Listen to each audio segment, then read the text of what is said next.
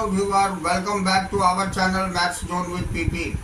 मैं संजीव कुमार आज आपको क्लास 12 की राजनीति शास्त्र की चैप्टर 5 जो समकालीन विश्व में सुरक्षा है उसकी डिटेल जानकारी देता हूँ। उससे रिलेटेड जितने भी इम्पोर्टेंट पॉइंट्स और क्वेश्चंस हैं उसकी भी जानकारी मैं दूंगा। तो आइए स्टार्ट होते हैं अब। तो आइए आज मैं आपको चैप्टर 5 जो 12th क्लास की पॉल साइंस की ये चैप्टर 5 है, इसकी जानकारी देता हूँ। ये चैप्टर समकालीन विश्व में सुरक्षा है। तो आइए इसके बारे में हम डिटेल जानकारी लेते हैं। तो सबसे पहले परिचय। तो इसमें हम देखते हैं ये विश्व राजनीति के बारे में पढ़ते हुए अक्सर हमारा सामना सुरक्षा अथवा राष्ट्रीय सुरक्षा जैसे शब्दों से होता है। हम सोचते हैं कि इन शब्दों के अर्थ हमें मालूम है, लेकिन क्या सचमुच में हमें इन शब्दों के अर्थ मालूम है? बहस या चर्चा को रोकना हो तो अक्सर इस जुमले का इस्तेमाल होता है। कहा जाता है कि यह सुरक्षा का मसला है और देश की भलाई के लिए बड़ा जरूरी है। ऐसा कहने का मकसद यह जताना होता है कि मसला बड़ा महत्वपूर्ण अथवा गुप्त है और इस कारण उस पर खुली चर्चा नहीं हो सकती। हम ऐसी फिल्में देखते हैं जिसमें राष्ट्र सुरक्षा से जुड़ा सब कुछ बड़ा ढका छुपा और खतरनाक होता है। ऐसा जान पड़ता है कि मानो सुरक्षा 7 तालों के भीतर की चीज हो और जिससे आम नागरिक का कुछ लेना देना ना हो। लेकिन लोकतंत्र में कोई भी बात इतनी ढकी छुपी नहीं रखी जा सकती। सुरक्षा के बारे में हमें और ज्यादा जानने की जरूरत है। सुरक्षा क्या है, भारत के सुरक्षा सरोकार क्या क्या है, यह अध्याय इन सवालों पर बहस करता है। इसमें सुरक्षा को समझने के 2 नजरियों का चर्चा की गई है। अध्याय में इस बात पर जोर दिया गया है कि विभिन्न संदर्भ और स्थितियों को ध्यान में रखना जरूरी है, क्योंकि इसी से सुरक्षा के बारे में हमारा नजरिया बनता है। तो ये तो थी हमारी इंट्रोडक्शन। अब हम इससे आगे आते हैं और पहला टॉपिक हमारा सुरक्षा क्या है, ये पहला टॉपिक है। तो आइए इसके बारे में जानते हैं। तो सबसे पहले हम देखेंगे कि सुरक्षा क्या है। तो सुरक्षा की बुनियादी अर्थ है खतरे से आजादी। मानव का अस्तित्व और किसी देश का जीवन खतरों से भरा होता है। तब क्या इसका मतलब यह है कि हर तरह के खतरे को सुरक्षा पर खतरा माना जाए? आदमी जब भी अपने घर से बाहर कदम निकालता है तो उसके अस्तित्व अथवा जीवन यापन के तरीकों को किसी न किसी अर्थ में खतरा जरूर होता है। यदि हमने खतरे का इतना व्यापक अर्थ लिया तो फिर हमारा दुनिया में हर घड़ी और हर जगह सुरक्षा के ही सवाल नजर आएंगे। इसी कारण जो लोग सुरक्षा विषयक अध्ययन करते हैं उनका कहना है कि केवल उन चीजों को सुरक्षा से जुड़ी चीजों का विषय बनाया जाए जिनसे जीवन के केंद्रीय मूल्यों को खतरा हो। तो फिर सवाल बनता है कि किसके केंद्रीय मूल्य? क्या पूरे देश के केंद्रीय मूल्य या आम स्त्री पुरुषों के केंद्रीय मूल्य? क्या नागरिकों की नुमाइंदगी करने वाली सरकार हमेशा केंद्रीय मूल्यों का वही अर्थ ग्रहण करती है जो कोई साधारण नागरिक? तो इसके अतिरिक्त जब हम केंद्रीय मूल्यों और मंडराते खतरों की बात करते हैं तो यह सवाल भी उठता है कि ये खतरे कितने गहरे होने चाहिए। जो मूल्य हमारे प्यारे हैं, कमोबेश उन सभी को बड़े या छोटे खतरे होते हैं। क्या हर खतरों की सुरक्षा की समझ में शामिल किया जा सकता है? जब भी कोई राष्ट्र कुछ करता है अथवा कुछ करने में असफल होता है तो संभव है कि इससे किसी अन्य देश के केंद्रीय मूल्यों को हानि पहुंचती हो। जब भी राहगीर अपनी राह में लूटा जाता है तो आम आदमी के रोजमर्रा के जीवन को क्षति पहुंचती है। फिर भी अगर हम सुरक्षा का इतना व्यापक अर्थ करें तो हाथ पांव हिलाना भी मुश्किल हो जाएगा। हर जगह हमें खतरा नजर आएंगे। इस तरह देखें तो हम इन बातों से एक निष्कर्ष निकाल सकते हैं, सुरक्षा का रिश्ता फिर भी बड़े गंभीर खतरों से है। ऐसे खतरे जिनको रोकने के उपाय न किए गए हो तो हमारे केंद्रीय मूल्यों को अपूरणीय क्षति पहुंचेगी। अब ये बातें तो ठीक है, फिर भी हमें यह स्वीकार करना चाहिए कि सुरक्षा अपने आप में भुलैयादार धारणा है। मिसाल के लिए हम यह प्रश्न पूछ सकते हैं कि क्या सदियों और दशकों से विभिन्न समाजों में सुरक्षा की एक समान धारणा चली आ रही है? ऐसा हो तो आश्चर्यजनक है, क्योंकि संसार में कितनी ही बातें रोज बदलती रहती है। फिर हम यह सवाल भी कर सकते हैं कि क्या किसी खास समय में विश्व में सभी समाजों में सुरक्षा की एक जैसी धारणा रहती है? यह बात भी हजम नहीं होती और आश्चर्यजनक लगती है कि करीब 200 मुल्कों में 7 अरब लोग सुरक्षा की एक जैसी धारणा रखते हों। ऐसे में आपको यह जानकर कोई धक्का नहीं लगेगा कि सुरक्षा एक विवादग्रस्त धारणा है। आइए सुरक्षा की विभिन्न धारणाओं को दो कसौटी में रखकर समझने की कोशिश करते हैं, यानी सुरक्षा की पारंपरिक और अपारंपरिक धारणा।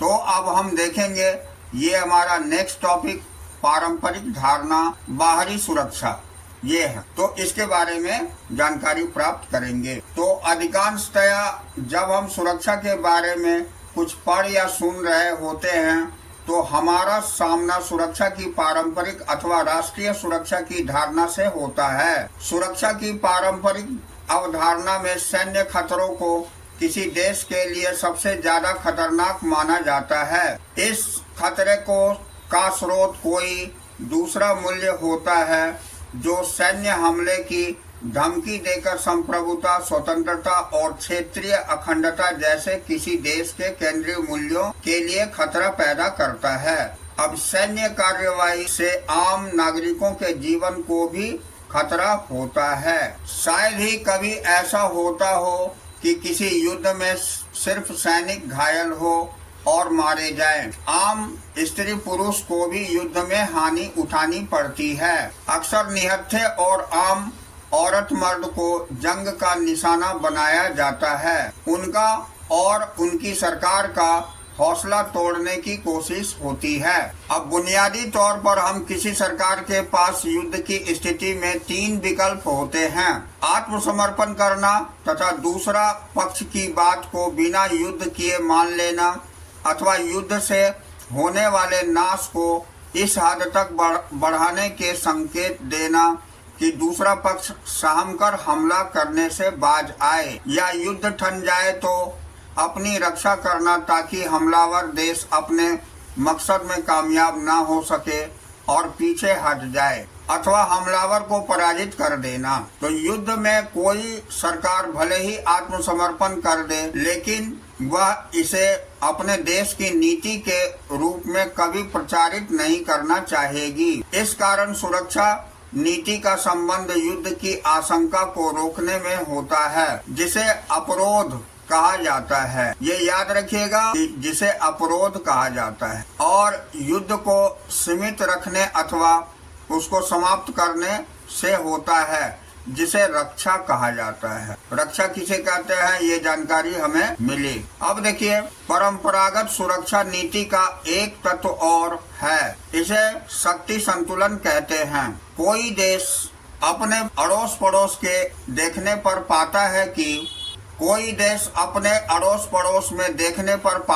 कि कुछ मुल्क छोटे हैं तो कुछ बड़े। इससे इशारा मिल जाता है कि भविष्य में किस देश से उसे खतरा हो सकता है। मिसाल के लिए, कोई पड़ोसी देश संभव है कि यह न कहे कि वह हमले की तैयारी में जुटा है, हमले का कोई प्रकट कारण भी नहीं जान पड़ता हो, फिर भी यह देखकर कि कोई देश बहुत ताकतवर है, यह भांपा जा सकता है कि भविष्य में वह हमलावर हो सकता है। इस वजह से हर सरकार दूसरे देश से अपनी शक्ति संतुलन को लेकर बहुत संवेदनशील रहती है। कोई सरकार दूसरे देशों से शक्ति संतुलन का पड़ाव अपने पक्ष में बैठाने के लिए जी तोड़ कोशिश करती है। जो देश नजदीक हो, जिनके साथ अनबन हो या जिन देशों के साथ अतीत में लड़ाई हो चुकी हो, उनके साथ शक्ति संतुलन को अपने पक्ष में करने का खास तौर पर जोर दिया जाता है। शक्ति संतुलन बनाए रखने की यह कवायद ज्यादातर अपनी सैन्य शक्ति बढ़ाने की होती है, लेकिन आर्थिक और प्रौद्योगिकी की ताकत भी महत्वपूर्ण है, क्योंकि सैन्य शक्ति का यही आधार है। अब हम आते हैं पारंपरिक सुरक्षा नीति का चौथा तत्व है गठबंधन बनाना। गठबंधन में कई देश शामिल होते हैं और सैन्य हमलों को रोकने अथवा उससे रक्षा करने के लिए समवेत कदम उठाते हैं। अधिकांश गठबंधनों को लिखित संधि से एक औपचारिक रूप मिलता है और ऐसे गठबंधनों को यह बात बिल्कुल स्पष्ट रहती है कि खतरा किससे है। किसी देश अथवा गठबंधन की तुलना में अपनी ताकत का असर बढ़ाने के लिए देश गठबंधन बनाते हैं। गठबंधन राष्ट्रीय हितों पर आधारित होते हैं और राष्ट्रीय हितों के बदलने पर गठबंधन भी बदल जाते हैं। उदाहरण के लिए संयुक्त राष्ट्र अमेरिका ने सन 1980 के दशक में सोवियत संघ के खिलाफ इस्लामी उग्रवादी को समर्थन दिया, लेकिन ओसामा बिन लादेन के नेतृत्व में अल-कायदा नामक समूह के आतंकवादियों ने जब 11 सितंबर 2001 के दिन उस पर हमला किया तो उसने इस्लामी उग्रवादियों के खिलाफ मोर्चा खोल दिया। तो सुरक्षा की परंपरागत धारणा में माना जाता है कि किसी देश की सुरक्षा को ज्यादातर खतरा उसकी सीमा के बाहर से होता है। इसकी वजह है अंतर्राष्ट्रीय व्यवस्था। इस निर्मम मैदान में ऐसी केंद्रीय ताकत नहीं जो देशों के व्यवहार बर्ताव पर अंकुश रखने में सक्षम हो।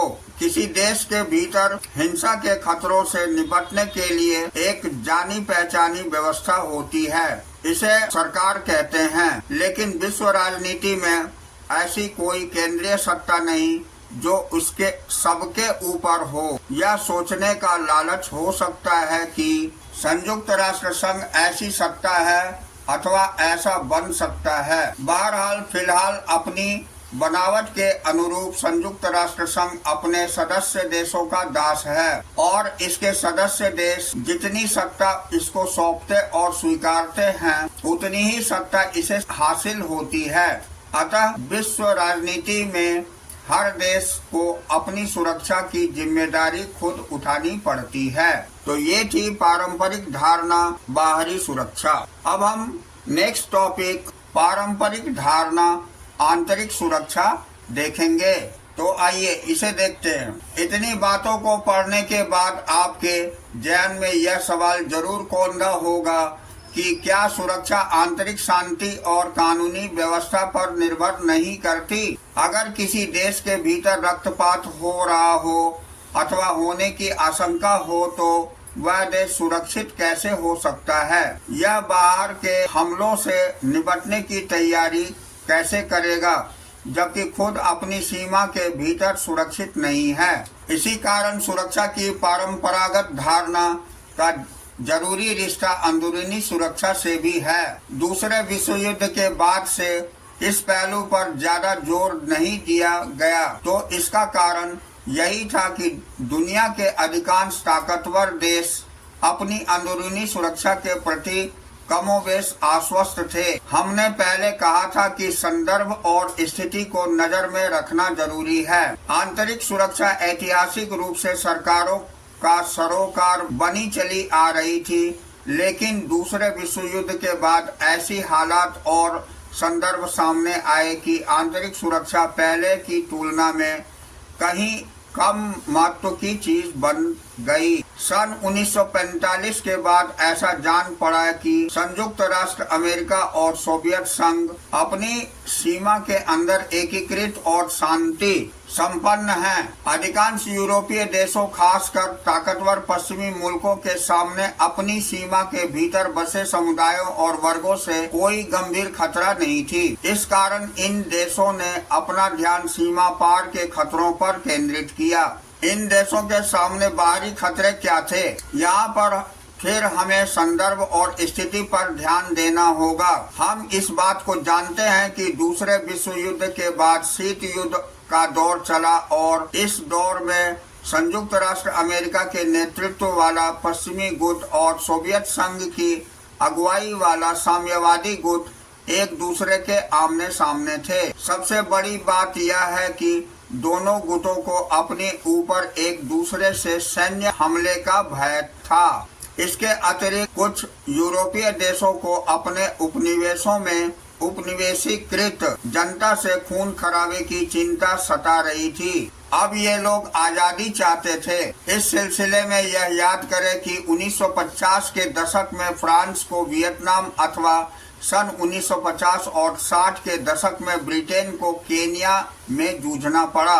उपनिवेशों ने 1940 के दशक के उत्तरार्ध से आजाद होना शुरू किया और उनके सुरक्षा सरोकार अक्सर यूरोपीय ताकतों के समान ही थे। कुछ नव स्वतंत्र देश यूरोपीय ताकतों के समान शीत युद्धकालीन गुटों में एक न एक के सदस्य बन गए। ऐसे में इन देशों को जोर पकड़ते शीत युद्ध की चिंता करनी थी और दूसरे खेमे में जाने वाले अपने पड़ोसी देश अथवा दूसरे गुटों के नेता संयुक्त राष्ट्र अमेरिका अथवा सोवियत संघ से दुश्मनी ठाननी थी, या अमेरिकी और सोवियत संघ या अमेरिका अथवा सोवियत संघ के किसी साथी देश से बैर मोलना था। दूसरे विश्व युद्ध के बाद जितने युद्ध हुए इसमें 1/3 युद्धों के लिए शीत युद्ध जिम्मेदार रहा। इनमें से अधिकांश युद्ध तीसरी दुनिया में हुई। जिस तरह विदा होती औपनिवेशिक ताकत को उपनिवेशों में खून खराबे का भय सता रहा था, उसी तरह आजादी के बाद कुछ उपनिवेशित मुल्कों को डर था कि उनके यूरोपीय औपनिवेशिक शासक कहीं उन पर हमला न बोल दे। ऐसे में इन मुल्कों को एक साम्राज्यवादी युद्ध से अपनी रक्षा के लिए तैयारी करनी पड़ी। एशिया और अफ्रीका के नव स्वतंत्र देशों के सामने बड़ी खड़ी सुरक्षा की चुनौतियां यूरोपीय देशों के मुकाबले 2 मायने में विशिष्ट थी। एक तो इन देशों को अपने पड़ोसी देश से सैन्य हमले की आशंका थी, दूसरे इन्हें अंदरूनी सैन्य संघर्ष की भी चिंता करनी थी। इन दोनों को सीमा पार से खतरा तो था ही, खासकर पड़ोसी देश से, साथ ही भीतर से भी खतरे की आशंका थी। अनेक नव स्वतंत्र देश संयुक्त राष्ट्र अमेरिका या सोवियत संघ अथवा औपनिवेशिक ताकतों से कहीं ज्यादा अपने पड़ोसी देशों से आशंकित थे। इनके बीच सीमा रेखा और भू क्षेत्र अथवा आबादी पर नियंत्रण को लेकर एक एक करके सभी सवालों पर झगड़े हुए। अलग राष्ट्र बनाने पर तुले अंदर के अलगाववादी आंदोलन ने भी इन देशों को खतरा था। कोई पड़ोसी मुल्क ऐसे अलगाववादी आंदोलन को हवा दे अथवा उसकी सहायता करे तो दो देशों के बीच तनाव की स्थिति बनती थी। विश्व के सशस्त्र संघर्ष में 95% अब आंतरिक युद्ध के अंतर्गत है। सन 1946 से 1991 के बीच गृह युद्धों की संख्या में 12 गुनी वृद्धि हुई है, जो पिछले 200 वर्षों में सबसे लंबी छलांग है। इस तरह पड़ोसी देशों से युद्ध और आंतरिक संघर्ष नव स्वतंत्र देशों के सामने सुरक्षा की सबसे बड़ी चुनौती थे। हाँ, तो अब हम अगला टॉपिक सुरक्षा के पारंपरिक तरीके में आते हैं। तो सुरक्षा की पारंपरिक धारणा में स्वीकार किया जाता है कि हिंसा का इस्तेमाल यथासंभव सीमित होने चाहिए। युद्ध के लक्ष्य और साधन दोनों से इसका संबंध है। न्याय युद्ध की यूरोपीय परंपरा की यह परवर्ती विस्तार है कि आज लगभग पूरा विश्व मानता है कि किसी देश के युद्ध उचित कारणों यानी आत्मरक्षा और दूसरे की जनसंघात से बचाने के लिए ही करना चाहिए। इस दृष्टिकोण के अनुसार किसी युद्ध में युद्ध साधनों का सीमित इस्तेमाल होना चाहिए। युद्धरत सेना को चाहिए कि वह संघर्ष विमुख शत्रु, निहत्थे व्यक्ति अथवा आत्मसमर्पण करने वाले शत्रु को ना मारे। सेना को उतने ही बल का प्रयोग करना चाहिए जितना आत्मरक्षा के लिए जरूरी हो और उसे